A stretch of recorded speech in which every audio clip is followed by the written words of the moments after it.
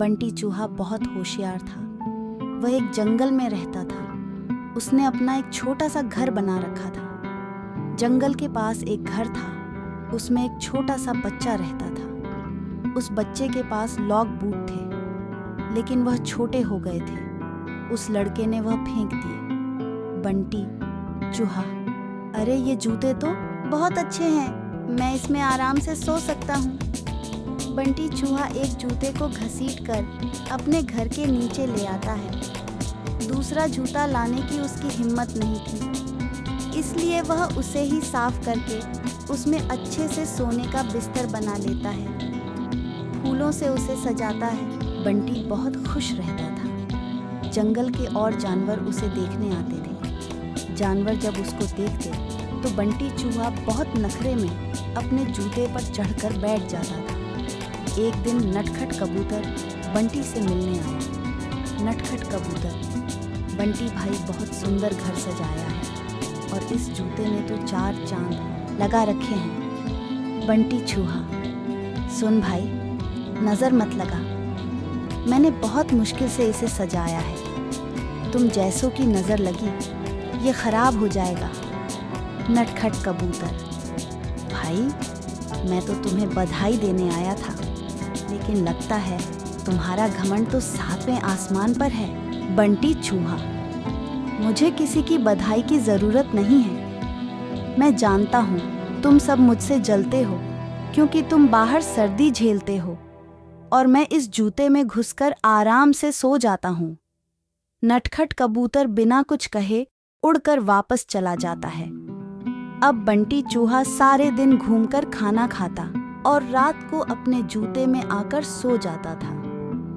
धीरे धीरे जंगल के सभी जानवरों से उसने बात करना बंद कर दिया था। अब उसका कोई दोस्त नहीं था। धीरे धीरे समय बीतने लगा।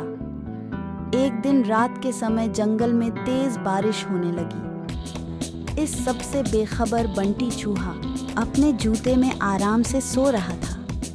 उसे बाहर के मौसम का पता नहीं लगा। बारिश का पानी बढ़ने लगा। जूते के तले में एक सुराख था, जिससे पानी जूते में भरने लगा। कुछ ही देर में बहुत सारा पानी जूते में भर गया। तभी बंटी चूहे की नींद खुली, लेकिन तब तक बहुत देर हो चुकी थी। पानी बढ़ता ही जा रहा था। उसे लगा कि वह अब मर जाएगा। बंटी चूहा जोर जोर से चिल्लाने लगा, लेकिन बारिश की आवाज़ में किसी ने उसकी आवाज़ नहीं सुनी। बंटी चूहे को अपनी मौत साफ नजर आ रही थी। वह जोर जोर से उछलने लगा।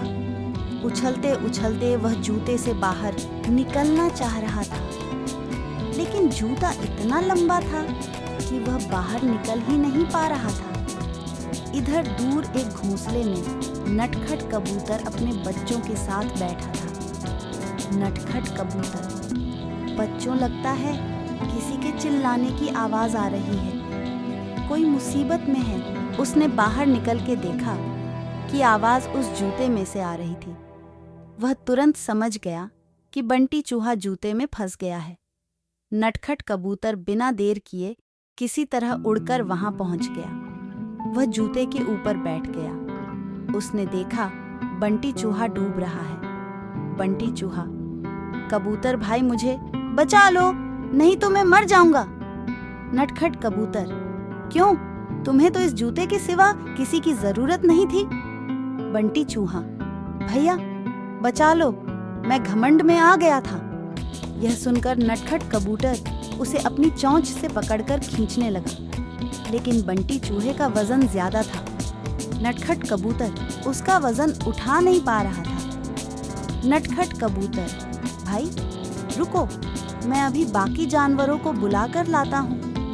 नटखट कबूतर जंगल में जाता है, लेकिन सभी जानवर बंटी चूहे की मदद के लिए मना कर देते हैं। तभी रास्ते में उसे कालू कौवा मिलता है। वह उसके साथ आ जाता है। दोनों मिलकर बंटी चूहे की एक एक टांग चोंच में दबाकर उड़ जाते हैं और उसे ऊपर बने घर में रख देते हैं। बंटी चूहा अपने किए पर बहुत पछताता है। अगले दिन वह जूते को खींचकर उल्टा कर देता है। उससे उसका पानी निकल जाता है।